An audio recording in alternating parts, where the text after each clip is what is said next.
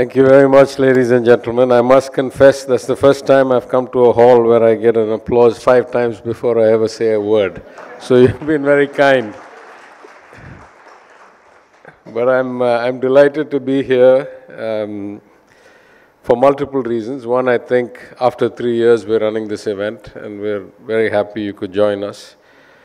Two is that such conferences are close to my heart. I was at one of these a few days ago in Coimbatore, and I mentioned that my maiden speech in the assembly about 8 years ago, the first time I ever spoke, though it was on the budget, the main point I made was that our education system was not producing the output that our economy needed, and that there was a gap in the skilling and we needed to fix it. So it's very rare in life that one gets to work on the same problem that one identifies. So I'm very happy to be part of this ICT initiative and also of these BRIDGE conferences. I've come up this morning and I'm flying back this afternoon to Chennai, so I have a limited time. And I know you have many eminent speakers. I'm just going through this list. So many big corporates, so many technology companies. I'm not sure I'll have that much more value to add. But I thought I'd just talk a little bit at a more policy and philosophy level about what we're doing and why we think it's important, and how we chose the theme for this conference of technology, skills, and inclusive development.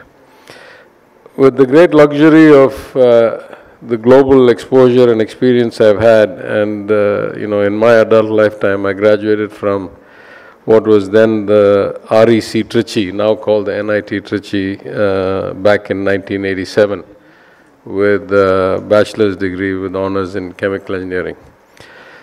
In those days, there was no email, there was no internet. When my father insisted I should go overseas to study, I didn't even know which university I should apply to, and I just looked at my friends and said, "Where are you going? I'll apply to the same." That's how little information was available even at one of the premier institutions in the country. But in my lifetime, as I say, I've seen at least 6 or 7 major shifts and improvements in the world of technology, starting with, of course, the email and internet, which happened when I was a graduate student in the first part of my career. When I became a consultant while still a graduate student, we started seeing the first onset of ERP systems, which didn't exist prior to the early 1990s.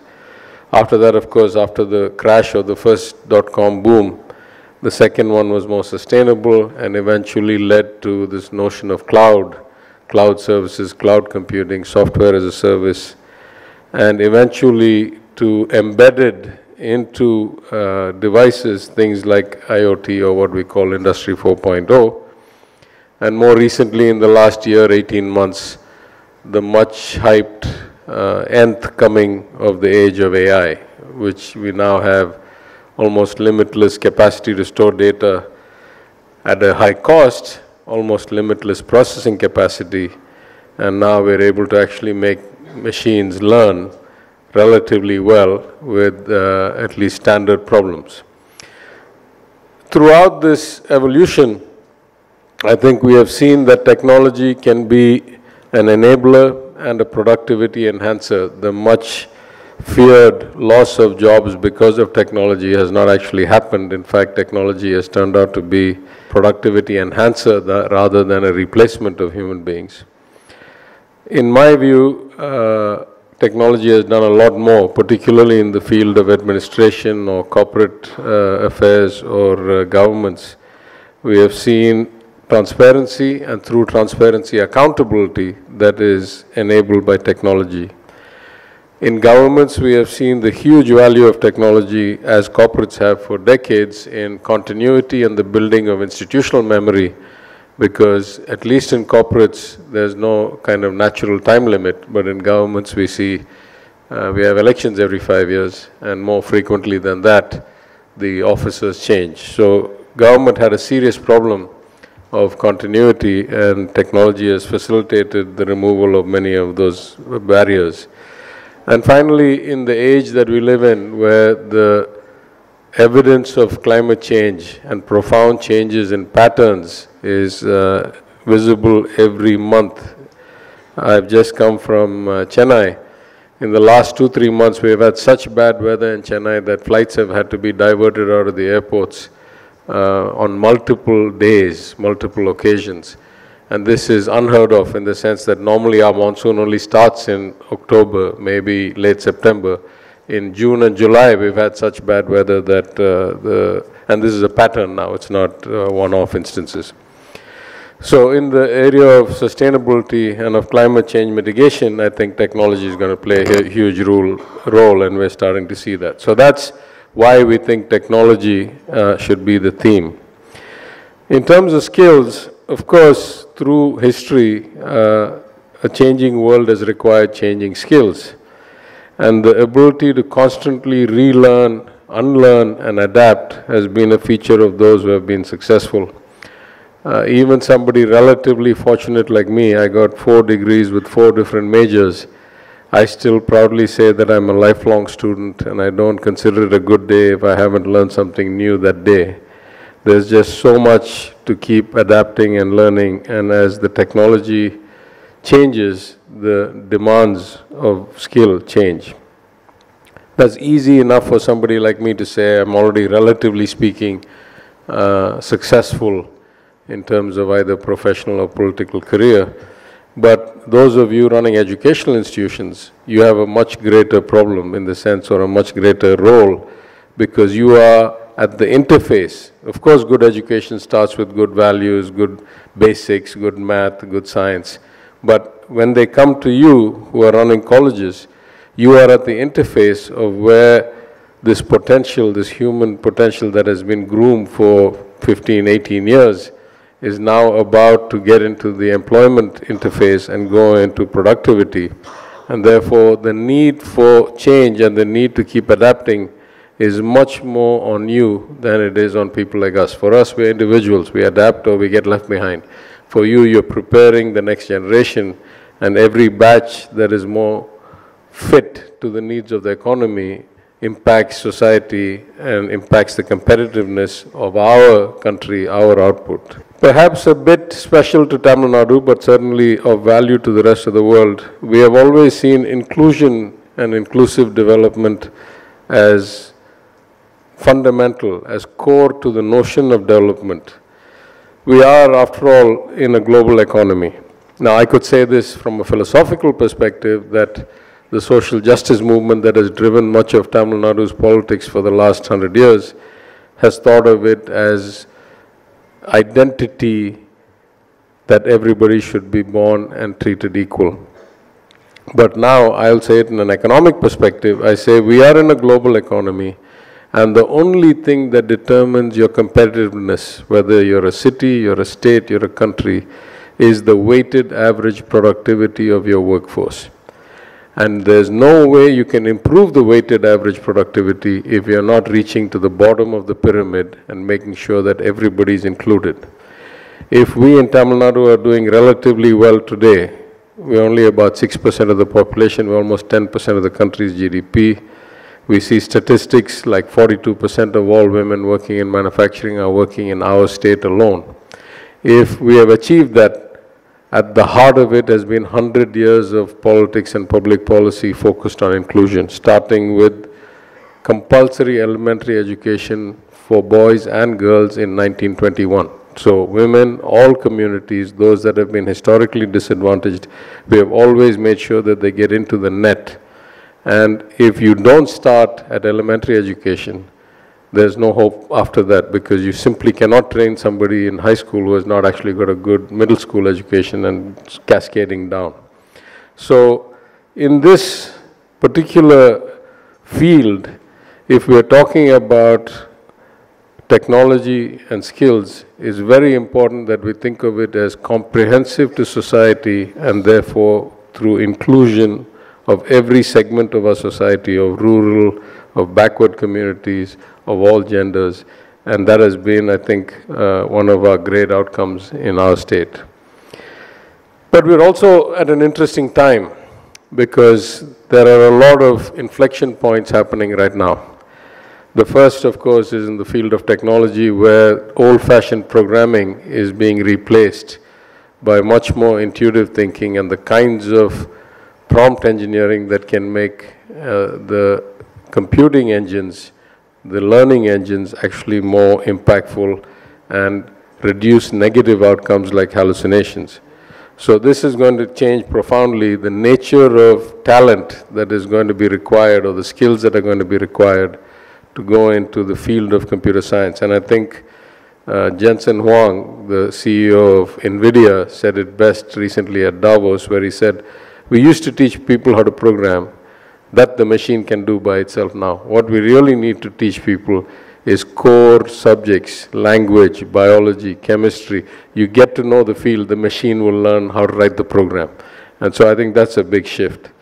The second big shift, I think, is now we are all connected with relatively high bandwidth. Tamilnadu is one of the states that has benefited from the government's BharatNet program. Other states have taken different models. Ours has been a bit delayed because of some complexities.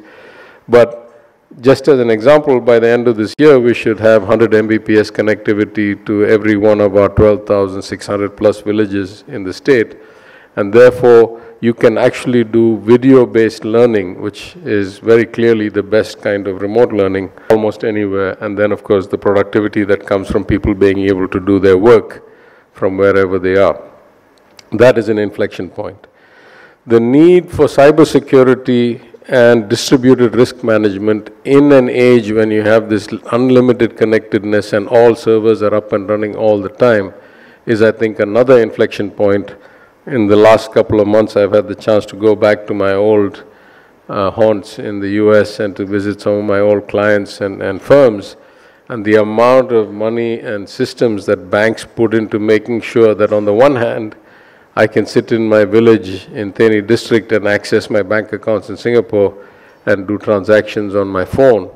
On the other hand, a server like that is replicated around the world and is accessible instantaneously needs to be kept so secure that it cannot be breached. This is bringing up so much opportunity in risk management and cybersecurity, and I think that's an inflection point. The fourth inflection point I talk about is that I think we've reached some kind of an irreversible stage in the area of climate change. We're starting to see patterns that are so disruptive, the volatility in the weather and in the consequences of the weather like we have in Chennai. We used to think they were 100-year floods. Now we're seeing them, 2-3 times in a decade. And that's just my example. There are hundreds of examples around the world like that. The other thing I think is the transition to a gig economy and disaggregation of large enterprises. Though we're at the early stages of it, we're still at the end of the aggregation phase where we have global giants that have scale that is unimaginable, partly driven by technology. But I think from a regulatory perspective, we're starting to see a reversal of this kind of globalization trend, a lot of barriers being put up to trade, breaking up of large enterprises, rulings against monopolies in courts, and I think we're going to see a trend towards more disaggregation and entrepreneurship and a gig economy.